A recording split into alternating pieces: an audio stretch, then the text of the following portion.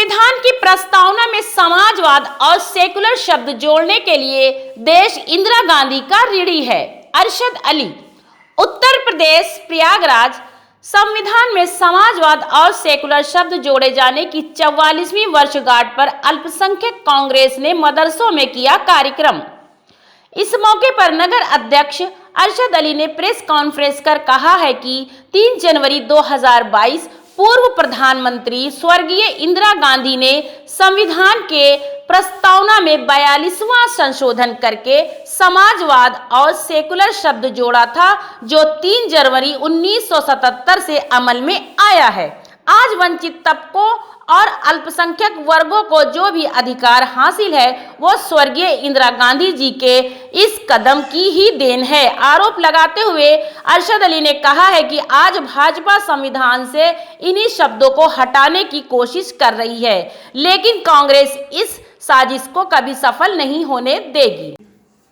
इसकी अहमियत क्या है मुसलमानों के लिए, ये हम लोग को नहीं मालूम, क्योंकि हम लोग सियासत से दूर हैं। इसलिए हम लोग को इसकी अहमियत, इसका इतिहास नहीं पता। और जब इतिहास आपको नहीं पता रहेगा तो आपको गुमराह करने वाले भी बहुत से लोग आएंगे कि कांग्रेस ने क्या किया मुसलमानों के लिए। आज 3 जनवरी का दिन है दोस्तों। 1976 में श्रीमती इंदिरा गांधी जी ने जब प्रधानमंत्री थी तो संविधान के अंदर संशोधन करते हुए 42वें संशोधन में उन्होंने समाजवाद और सेकुलरिज्म का जो ऐड किया था, तो 1977 में ये कानून लागू हो गया था, शुरू हो गया था, जिसके तहत हर धर्म के लोग यहाँ पर अपने ही मजहब के हिसाब से रह सकते हैं, खा सकते हैं, पी सकते हैं और अपनी इबादत कर सकते हैं। ये कितनी बड़ी सोच थी उनकी, कितनी बड़ी दूरदर्शिता थी, ये आप लोग सोचिए। आज वही कानून को भारतीय जनता पार्टी और संघ के लोग संविधान से हटाने की बात कर रहे हैं। इसलिए कर रहे हैं कि ये संविधान से ये हट जाएगा तो ये हिंदू राष्ट्र घोषित कर देंगे। इसके तहत हिंदू राष्ट्र घोषित नहीं हो पा रहा है। ये बहुत बड़ी बात है इंदिरा जी की, हम लोग के लिए, बनारटी के लिए खास तौर से एक त्योहार की तरह होना चाहिए। 3 जनवरी ये बहुत बड़ी देन देके गई है इंदिरा जी ने। उनका जितना भी हम लोग शुक्रिया अदा करें कम है। लोग कहते हैं कि कांग्रेस ने मुसलमानों के लिए क्या किया, बड़ा अजीब लगता है, क्योंकि वो इतिहास पढ़े नहीं ना। जितना कांग्रेस ने मुसलमानों के साथ किया है, कोई एक पार्टी भी कह दे कि हमने किया है तो मैं राजनीति छोड़ दूंगा। आज 3 जनवरी है, कांग्रेस ने संविधान पे चर्चा की है, इस पे आप क्या कहना चाहते हैं? ये 3 जनवरी का दिन खास तौर से अल्पसंख्यक समाज के लिए एक त्यौहार जैसा दिन, क्योंकि आज ही के दिन श्रीमती इंदिरा गांधी जी ने 1976 में सेकुलरिज्म और समाजवाद को संविधान में ऐड करने का काम किया था, और जिसका 1977 में उसको संपूर्ण रूप से एक कायम कर दिया गया था। ये कानून पारित हो गया था जी। और उसके तहत हिंदुस्तान एक धर्मनिरपेक्ष देश घोषित हो चुका था, जिसके तहत ये संघ के लोग और भारतीय जनता पार्टी के लोग आज ये इसको एतराज़ कर रहे हैं और इसी संविधान को हटाने की बात कर रहे हैं, क्योंकि उनकी मंशा ये है कि हिंदू राष्ट्र बनाने की, जो इंदिरा जी ने 1977 में करके गई है, जिसके तहत ये संघ के लोग हिंदू राष्ट्र बनाने में नाकाम हैं। आज इसीलिए हम लोग ने ये प्रोग्राम पूरे उत्तर प्रदेश में हमारे प्रदेश अध्यक्ष शहनवाज आलम जी के आह्वान पे किया है। मैं अरशद अली, नगर अध्यक्ष, अल्पसंख्यक कांग्रेस कमेटी इलाहाबाद। इस मौके पर प्रदेश सचिव इलाहाबाद प्रभारी मुमताज सिद्दीकी इंदिरा गांधी की प्रतिमा पर माल्यार्पण के बाद आयोजित प्रेस कॉन्फ्रेंस में उन्होंने कहा कि पूंजीपतियों, सामंती और सांप्रदायिक शक्तियों की मंशा को भाप कर ही देश की एकता और अखंडता को बचाने के लिए प्रधानमंत्री इंदिरा गांधी ने संविधान की प्रस्तावना में ये शब्द जोड़े थे, जिसे संसद भी बदल नहीं सकती। आज पूरा देश इंदिरा गांधी जी के इस योगदान का ऋणी है। जोड़ते हुए इसलिए कि समय भी हो गया है हमारा, आप जानते हैं अभी समाजवादी पार्टी की बात हुई। समाजवादी पार्टी तो सही पूछिए तो हम लोगों के दुश्मन है। हमारा मुस्लिम समाज जिस मुलायम सिंह, जिस समाजवादी पार्टी जिस अखिलेश यादव के पीछे दौड़ रहा है, अपनी कुर्बानियां देने के लिए तैयार है, वो समाजवादी पार्टी, वो मुलायम सिंह आरएसएस के पक्के एजेंट और 56 इंच की छाती की बात करने वाले नरेंद्र मोदी से उनका दिली रिश्ता है। ये मैं नहीं कहता हूँ, उनका इतिहास गवाह है। आपने देखा है कि जब पार्लियामेंट का आखिरी सत्र चल रहा था, उन्होंने हृदय की गहराइयों से नरेंद्र मोदी जी को उन्होंने आशीर्वाद दिया, कहा कि जाइए आप पुनः जीत कर आइए और दोबारा प्रधानमंत्री बनिए, देश को आपकी जरूरत है। इसे हम क्या कहेंगे आपको, तमाम ऐसे वाक्य हैं। तो सच समाजवादी पार्टी वो पार्टी है कि 20% वाला ऐसी भैंस है समाजवादी पार्टी कि 20% वाला तो चारा खिलाता है, अब 5% वाला उसका दूध होता है। साथियों, आज हम कहना चाहते हैं, ज़्यादा बातें ना कह करके, जो कि आज जिस पे हम चर्चा करना चाहते हैं कि 3 जनवरी 1977 को हमारी आयरन लेडी स्वर्गीय श्रीमती इंदिरा गांधी जी ने अल्पसंख्यक समाज के लिए, गरीब वंचित समाज के लिए उन्होंने संविधान प्रस्तावना में जो समानता और सेक्युलरिज्म जो शब्द उन्होंने जोड़ा है, इसके लिए हमारे जो गरीब वंचित तमाम मुस्लिम समाज के लिए उनका भविष्य उज्जवल होने के लिए जोड़ा है। इसके लिए उनको मैं बहुत बहुत आभार प्रकट करता हूँ, ऋणी हूँ उनका। और जिस तरह से बीजेपी ये चाहती है कि इस शब्द को, इस 42वां संविधान संशोधन को हटाया जाए, तो साथियों, आदरणीय श्री राहुल गांधी जी व हृदय सम्राट और आदरणीय श्रीमती प्रियंका गांधी जी के नेतृत्व में, आदरणीय श्री अजय कुमार लल्लू जी के नेतृत्व में और हम लोग के जुझारू और कर्मठ प्रदेश अध्यक्ष आदरणीय श्री शहनवाज आलम साहब के नेतृत्व में हम बीजेपी के मंसूबे को कभी सफल नहीं होने देंगे, कभी कामयाब नहीं होने देंगे। संविधान पर क्या हर साल आपके वहाँ इस तरह का संविधान की चर्चा की जाती है कि पहली बार हुआ है? सम्मानित आप पत्रकार और सम्मानित मेरे साथी, देखिए, जैसा कि आदरणीय श्री राहुल गांधी जी और आदरणीय श्रीमती प्रियंका गांधी जी ये बात उठाई कि जो कि 3 जनवरी 1977 को जब अल्पसंख्यक के लिए ये संविधान समाज और मानवता समाज और उसके लिए सेकुलर के लिए उन्होंने जो है ये जोड़ा, तो उसमें ये आदरणीय हम लोग के जो उत्तर प्रदेश के अध्यक्ष है शहनवाज आलम साहब, उन्होंने ये निर्णय लिया कि उत्तर प्रदेश में हम जो है प्रतिवर्ष मदरसों में ये निष्कासन को हम मनाएंगे, क्योंकि ये बहुत ही सराहनीय कार्य किया है अल्पसंख्यक जी। आज से ही शुरू हुआ है? आज से मुमताज अली सिद्दीकी, प्रदेश सचिव अल्पसंख्यक। दोपहर में अटाला स्थित मदरसे में आयोजित कार्यक्रम पूर्व प्रदेश महासचिव एवं वरिष्ठ कांग्रेसी नेता फुजैल हाशमी ने मोहल्ले के सम्मानित बुजुर्गों को शाल पहनाकर सम्मानित करते हुए युवाओं को आज के दिन और संविधान में सेकुलर और समाजवाद शब्द शामिल किए जाने के महत्व पर लोगों को जानकारी देकर उन्हें जागरूक किया। संविधान की प्रस्तावना का सस्वर पाठ कर मौजूद युवाओं ने संविधान के मूल्यों को हर कदम पर बचाने का संकल्प लिया। मजबूत पौधा है, बड़ा होगा तो फल देगा। हमारे कौम का लीडर हवा का रुख बदल देगा। क्या बात शुक्रिया नूरुल भाई, माशाल्लाह इस मोहल्ले की शान आन बान और कांग्रेस पार्टी की रीढ़, खासतौर पे अल्पसंख्यक कांग्रेस के लिए जिस तरह उनका जज्बा है, मैं अल्लाह से दुआ करूंगा कि इसी जज्बे के साथ वो काम करते रहें और उनके इस शेर व शायरी में कांग्रेस परवान चढ़े, यही मेरी दुआ है। आज इस प्रोग्राम के मेहमान खुसूसी मेरे छोटे भाई, उत्तर प्रदेश कांग्रेस कमेटी अल्पसंख्यक विभाग के सेक्रेटरी, इलाहाबाद के प्रभारी मेरे छोटे भाई डॉक्टर मुमताज सिद्दीकी साहब का आप सब के माध्यम से इलाहाबाद में उनका इस्तेमाल करता हूँ। इलाहाबाद शहर कांग्रेस कमेटी अल्पसंख्यक विभाग के सदर मेरे छोटे भाई अरशद अली अर्शी जी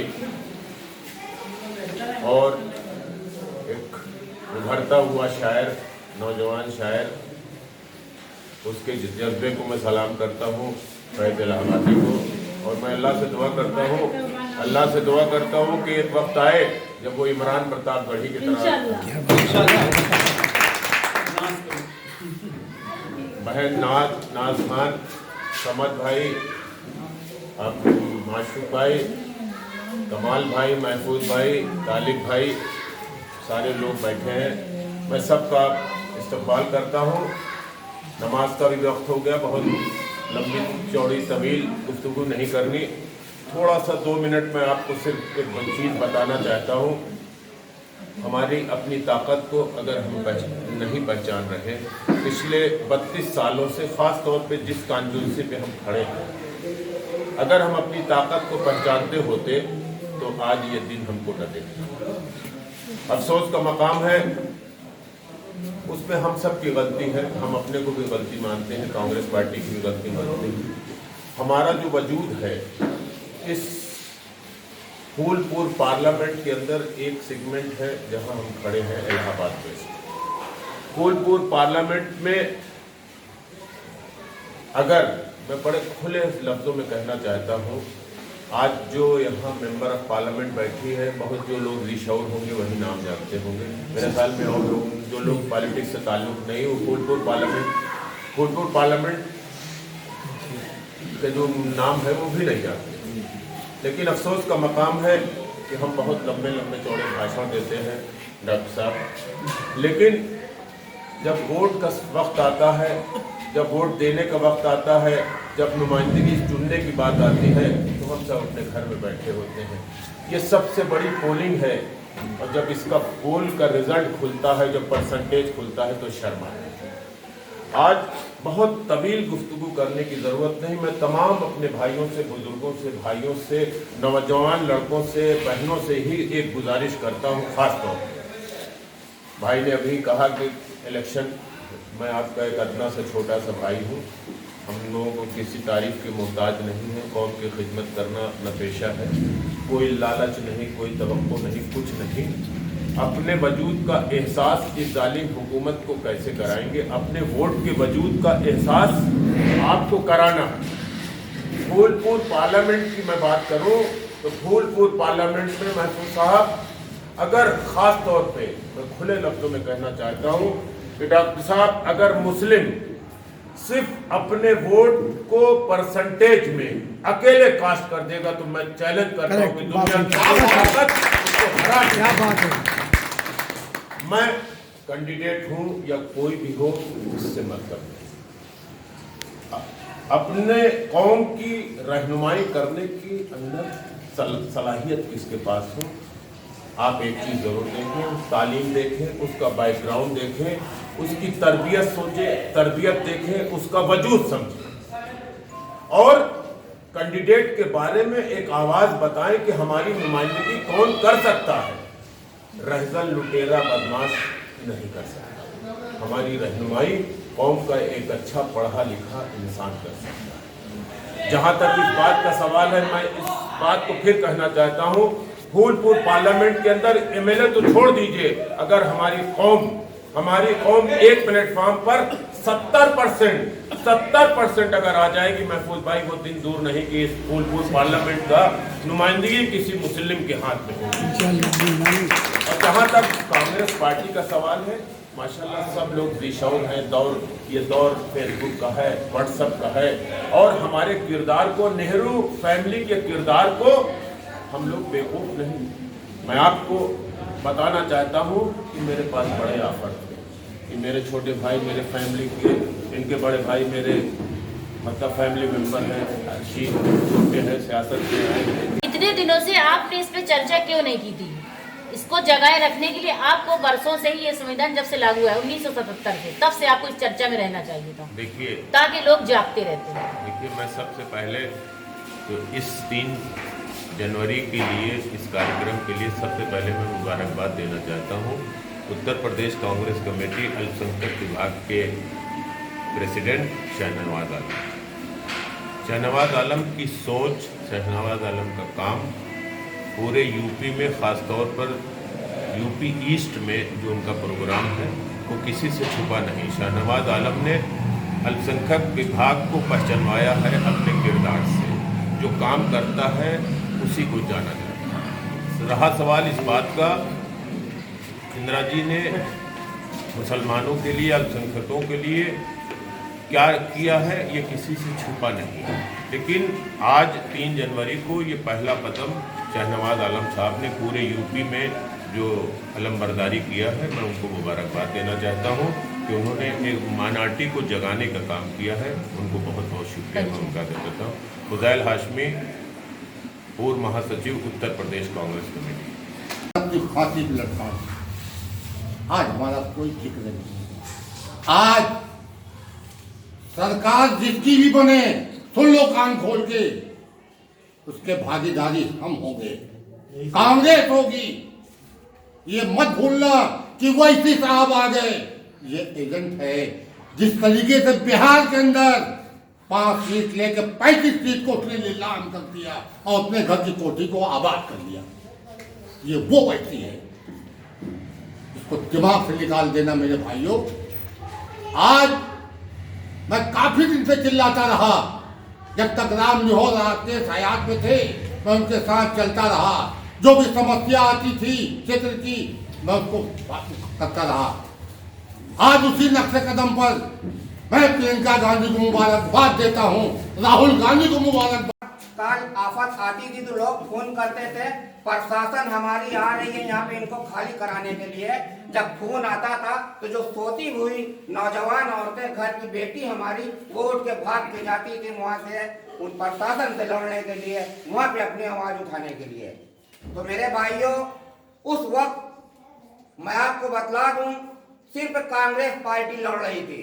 उस वक्त ना हमारे अखिलेश भाई आए थे, ना हमारे असदुद्दीन भाई आए थे।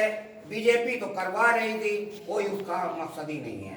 तो दोस्तों, मैं ये कहना चाहता हूँ कि जब दिल्ली में ये हुआ कि अब इसको पास किया जाए, दिल्ली में उनका एनआरसी एकदम आराम से पास हो गया क्योंकि वो बहुमत में थे। वो किस तरह के जुल्म सितम की बातें आज सियासत में आ चुकी हैं।